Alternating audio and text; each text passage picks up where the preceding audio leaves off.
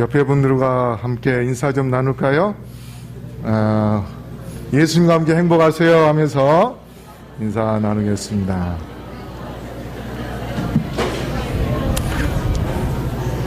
예, 오늘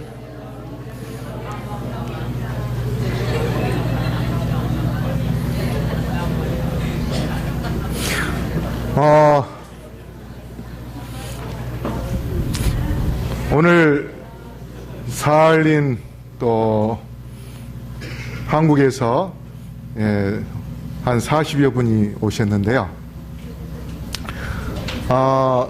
1905년도에 러일 전쟁이 있어가지고 러시아가 일본에게 패했어요.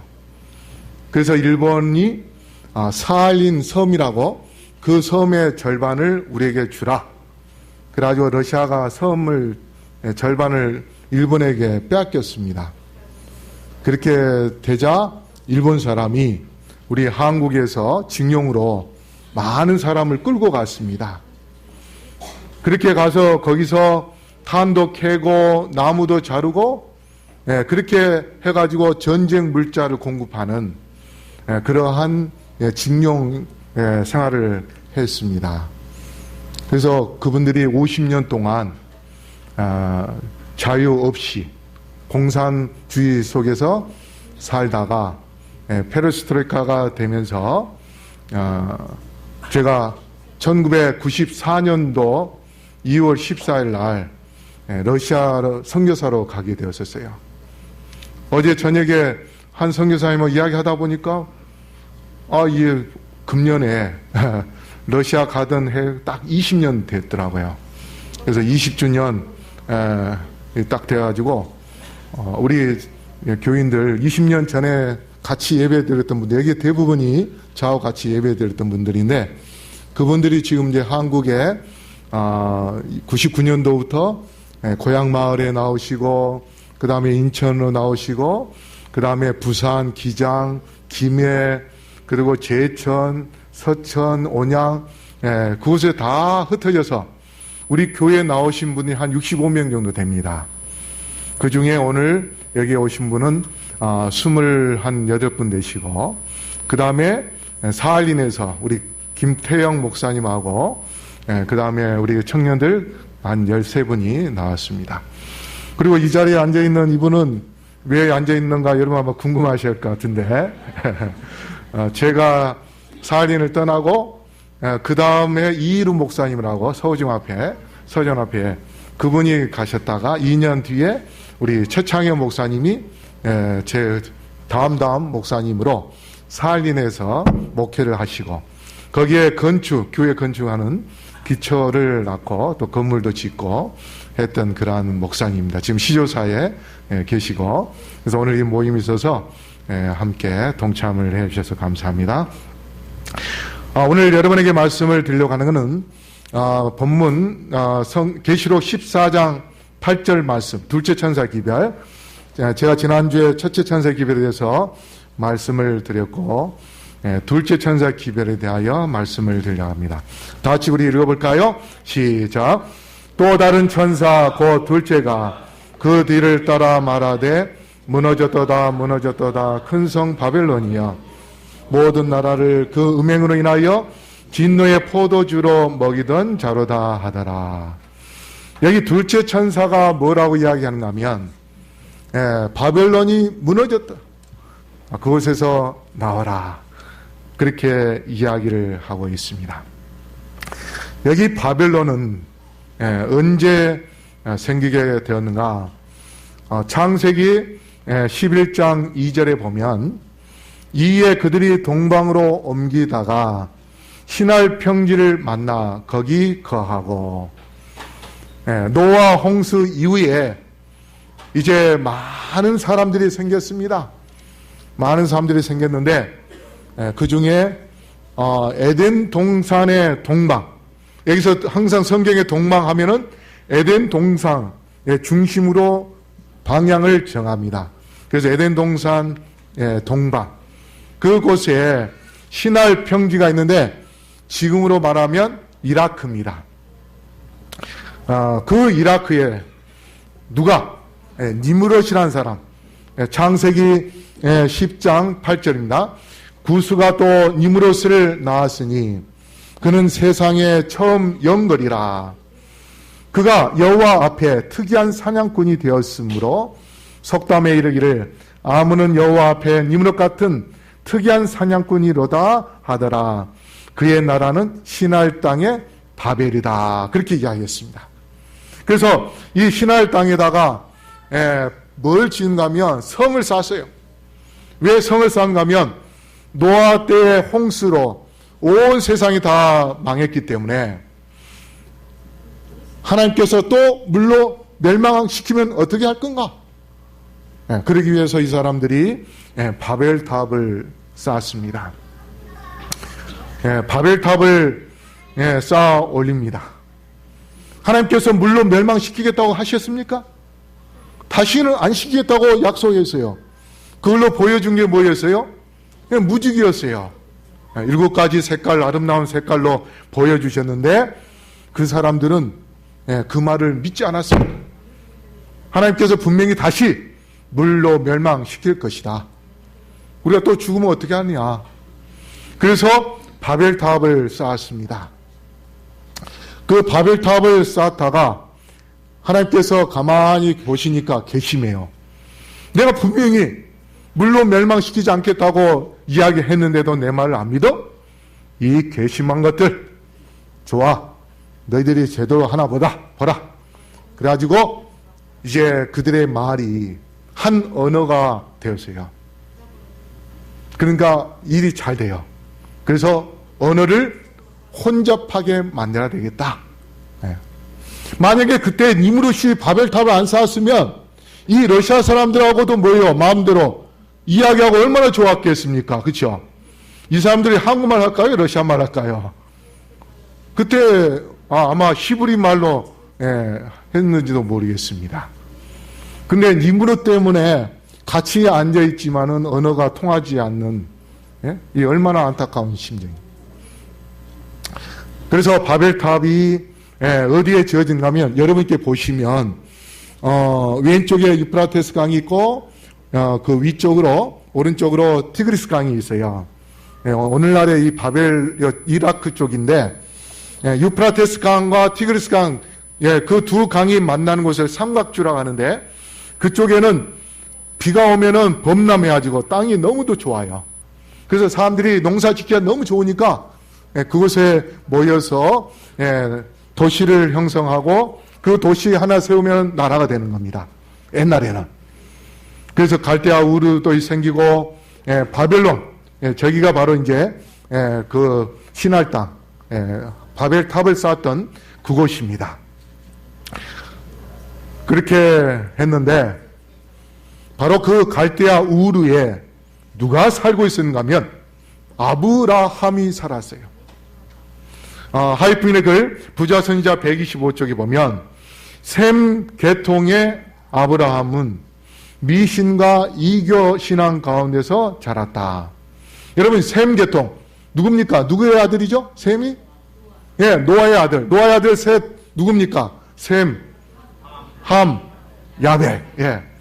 그래서 함은 아프리카 사람들이고, 그 다음에 야벳은 유럽, 미국 쪽의 사람이고, 셈은 이스라엘과 그 다음에 이쪽에 동방, 이쪽에가 셈 계통입니다. 그럼 우리는 누굴까요? 우리도 셈 계통입니다. 심지어는 하나님에 대한 지식을 보존하여 왔던 그의 아버지의 가족들까지도 그들을 둘러싼 유혹적인 가마에 굴복하여 여호와보다도 다른 신을 섬겼다. 자, 이게 아브라함이 다른 신을 섬겼다고 하는 말이 아니라 거기에 살고 있는 대부분의 사람들이 우상을 숭배했습니다. 하나님을 사랑하는 것이 아니고 그 당시에는 이 태양계 7개의 별을 자기의 나라의 신으로 만들어가지고 그 7개의 별을 각자 섬겼습니다. 그런데 그 아브람, 데라의 아들 아브람, 그가 어떻게 했는가? 아브람은 이 거룩한 신탁의 후계자가 되었다. 율법 우상 숭배는 사방에서 그를 유혹하였으나 허사였다. 신실치 못한 자들 가운데서도 신실하며 만연하고 있는 배교에도 부패되지 않은 채 그는 유일하신 참 하나님을 예배하는 일을 끝까지 고수하였다. 여러분, 그 당시에 인구가 거의 어디에 몰려 있었는가 하면 바로 메소포타미아, 유프라테스 강과 티그리스 강 두 강 사이에 문명이 형성된 곳이 메소포타미아라고 합니다. 메소포타미아라는 말은 두 강 사이라는 뜻입니다. 그래서 그곳이 사람들이 많이 살았고 그곳에서 많은 문화가 생겼는데 또 종교가 생겼는데 특별히 하나님을 섬기는 것보다 우상 숭배, 태양신을 섬기는 그러한 사람들이 굉장히 많았어요. 그런데 오직 하나님을 섬기는 사람이 누군가? 그 많은 우상 숭배자 중에 바로 아브라함이었습니다. 하나님께서 그 아브라함을 다른 사람들은 다 우상 숭배, 보이는 것, 보이는 신을 얼마나 좋아하겠습니까? 여러분, 불교가 이 BC 330년경에 굉장히 활성화되었는데 그 이유는 뭐였냐 하면 그 전에는 불상이 없었어요. 그런데 알렉산더 대왕이 인도까지 침략을 했습니다. 그 침략할 때에 그리스 신화에 나오는 우상들을 데리고 갖고 왔어요. 그래서 불교 믿는 사람들이 그 우상을 보고서 야, 우리도 저렇게 불상을 만들자. 그렇게 해가지고 불상을 만드면 그 이후에 불교가 순식간에 전 세계로 뻗어나가게 됐습니다. 그래서 사람은 보고서 믿는 그러한 신앙, 그게 더 빨리 퍼져나가기 때문에 그 당시에 우상을 만들어내는, 그래서 그 우상을 믿는 그 신앙이 엄청나게 빠른 속도로 퍼져나갔습니다. 그렇게 강한 물결 속에서도 예수님을, 하나님을 섬기고 우상 숭배하지 않는 자가 바로 아브라함이었습니다. 그런데 그 아브라함을 하나님께서 그곳에서 나와라. 그곳에서 나오고 내가 너에게 지시할 땅으로 가라. 그렇게 말씀하신대요. 부조선지자 127쪽에 하란에 머무는 동안 아브라함과 사라는 둘 다 다른 사람들로 참 하나님을 예비하고 봉사하도록 인도하였다. 우리에서 살다가 하란으로 갔습니다. 그래서 그곳에서 이제 아브라함이 사라와 함께 전도했어요. 그래서 하나님을 섬기도록 합니다. 이들은 부조의 권속의 일원이 되어 약속의 땅으로 그와 같이 갔다. 그들은 가나안 땅으로 가려고 떠나서 마침내 가나안 땅으로 들어갔다. 여러분, 그렇게 우상 숭배하는 곳이지만 아브라함과 사라가 전도할 때에 예수님을 믿는 사람들이 있었다 했어요. 그의 조카, 그 다음에 몇몇 사람들이 그 말을 듣고 하나님을 섬기는데, 보세요. 바벨론이 바로 이런 지구라트가 있습니다. 지구라트. 그 지구라트가 바벨론 우상 숭배, 전 세계 우상 숭배의 근원지고, 태양신, 담무스를 태양신으로 섬기는, 그리고 그 담무스를 낳은 세미라미스, 이 사람은 누구냐면 바로 니무롯의 부인입니다. 담무스는 니무롯의 아들이고 그 바벨탑을 쌓은, 그래서 세미라미스가 원래 유복자를 갖고 있었는데 담무스를 낳으면서 니무롯이 다시 환생했다. 그래서 너희의 신이다. 그래가지고 태양신으로 숭배하도록 그렇게 합니다.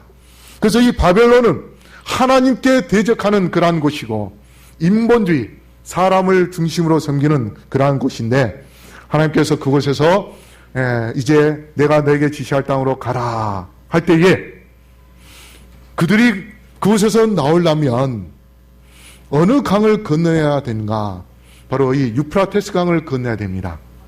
유프라테스 강이 바로 여기에 있는 지금 현재의 강 모습입니다. 여러분, 이 강을 볼 때에 어때요? 쉽게 건널 수 있는 그런 강입니까? 깊은 강입니다. 그런데 그 강을 목숨을 걸고 살기 좋은 그 모든 것을 다 포기하고 아브라함이 그의 조카와 그 다음에 몇몇 사람들과 함께 그 강을 건넜습니다. 목숨을 걸고 건넜어요. 그래서 그 강을 건너고 난 다음에 그 주위의 사람들이 강을 건너온 그 사람들을 뭐라고 이야기하냐면 히브리, 그렇게 이야기합니다. 히브리. 히브리라는 말이 무슨 말인가 하면 강을 건넌 사람, 그런 뜻입니다. 그래서 강을 건넌 그 히브리인들은 바벨론에서 또 나온 사람입니다. 강을 건넜기 때문에 바벨론에서 나온 사람이죠.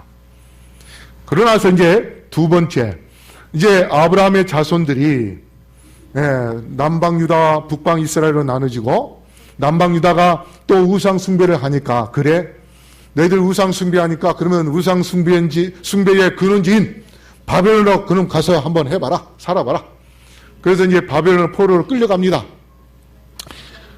그곳에 보세요. 아브라함은 바벨론에서 강을 건너 나와가지고 히브리인의 삶을 살았는데, 그 자손들이 이제 또 다시 우상 숭배하니까 다시 어디요? 잡혀서 어디로 또 다시 들어가요? 바벨론도 다시 들어갑니다. 근데 그 바벨론에 들어갔을 때에 하나님의 성소에서 사용되었던 그릇들, 이런 것들을 다 이 느부갓네살 왕이 갖고 갔어요. 근데 그곳에서 뭐예요? 마지막 벨사살 왕이 하나님의 거룩한 그릇에다가 술을 담고 그 다음에 많지 않은 그런 상태에 있을 때에 하나님께서 보이지 않는 손을 통하여서 메네 데겔 우바르신, 달아보니 부족하니 너희 나라를 다른 데로 넘기겠다, 심판하십니다. 그래서 바벨론이 무너지고, 그러난 다음에 메데 페르시아가 생기는데, 여러분, 메데 페르시아가 생겼을 때에 메데 페르시아의 유명한 장수가 누군가 하면 고레스입니다. 그 고레스 왕이 어디에 등장하냐면 이사야 45장 1절에 등장합니다. 이것은 고레스 왕 탄생하기 훨씬 전에, 거의 100여 년 전에 기록된 말씀인데, 우리 다시 한번 읽어볼까요? 시작. 여호와께서 그의 기름 부음을 받은 고레스에게 이같이 말씀하시되, 내가 그의 오른손을 붙들고 그 앞에 열국을 항복하게 하며 내가 왕들의 허리를 풀어 그 앞에 문들을 열고 성문들이 닫히지 못하게 하리라. 여기에 보니까 기름 부음을 받은 고레스가 나옵니다. 히브리어로 기름 부음을 받은 것은 메시아라는 뜻입니다. 그러면 고레스가 누구를 상징하는 거예요? 메시아를 상징하는 것입니다. 그래서 바벨론, 이스라엘 백성들이 갇혀있는 그 바벨론에서 나오게 하신 것은 죄악 세상에서 구원하실 메시아, 헬라어로는 그리스도, 그분이 우리를 죄악 세상에서 구원하여 바벨론에서 나오게 하여 하나님께서 우리에게 약속하신 기름진 땅 가나안 땅에 들어가게 하실 그러한 메시아를 상징하는 자가 바로 고레스였습니다. 그래서 출애굽을 시키는데 하나님께서 3번 출애굽을 시킵니다. 출바벨론. 먼저 아브라함에게 내가 너에게 지시할 땅으로 가라 할 때는 바벨론에서 나가라 하는 그러한 의미죠. 그래서 그때 한번 나가게 하셨고, 그 다음에 2번째 남방 유다 백성들이 바벨론 포로로 잡혀가고 난 다음에 고레스 왕에 의해서 바벨론에서 나오게 하셨습니다. 그래서 그들이 가나안 땅에 들어갔습니다. 그 다음에 마지막 3번째는 바벨론, 영적 바벨론에서 이제 나와가지고 우리가 가나안 땅에 들어가야 됩니다. 그런데 바로 이 둘째 천사의 기별의 핵심은 뭐냐? 둘째 천사의 핵심은 뭔가 하면 여기에 나옵니다. 이사야 45장 5절. 우리 다 같이 한번 읽어볼까요? 시작. 나는 여호와라, 나 외에 다른 이가 없나니 나밖에 신이 없느니라. 너는 나를 알지 못하였을지라도 나는 내 띠를 동일 것이요.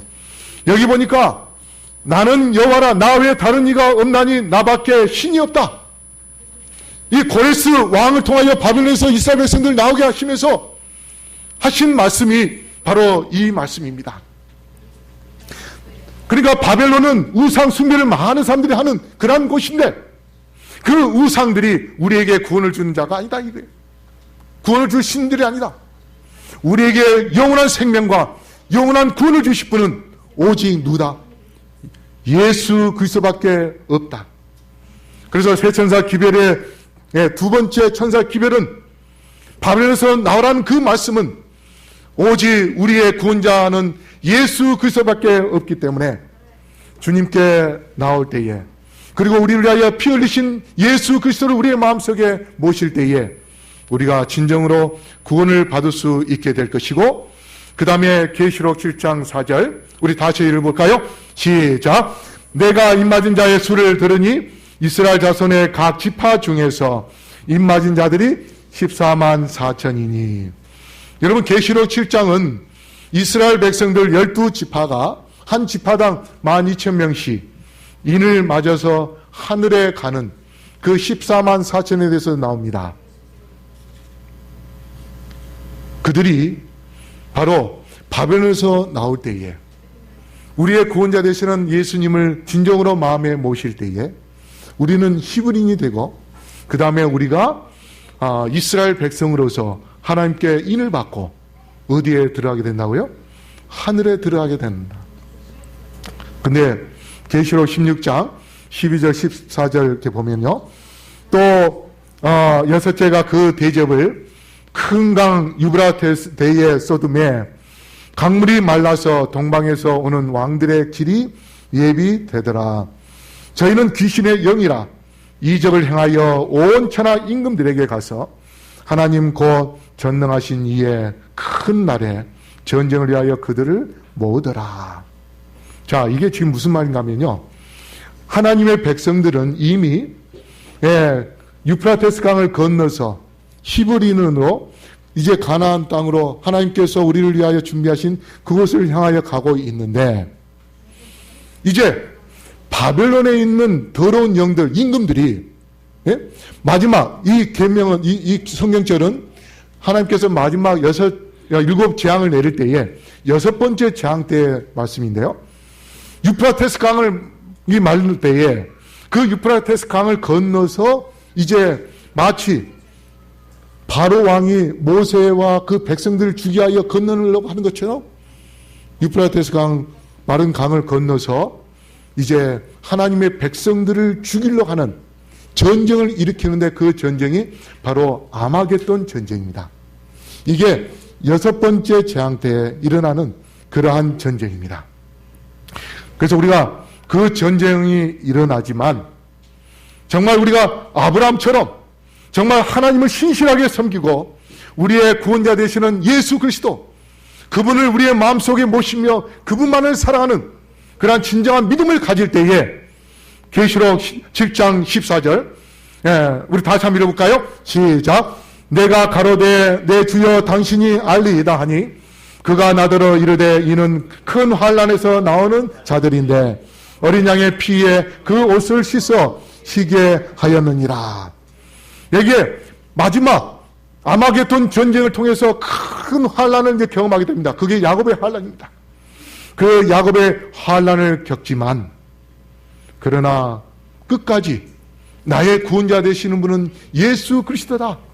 그래서 그분만을 충성을 다하는, 그분께 충성을 다하는 그러한 백성들, 그들은 야곱의 환난을 통과하고 난 다음에 이제 살아서 하늘나라에 들어갈 수 있는 영원한 축복을 받게 될 그러한 바로 직전에 우리가 살고 있으므로 성도 여러분, 우리의 구원자 되시는 분은 누구라고요?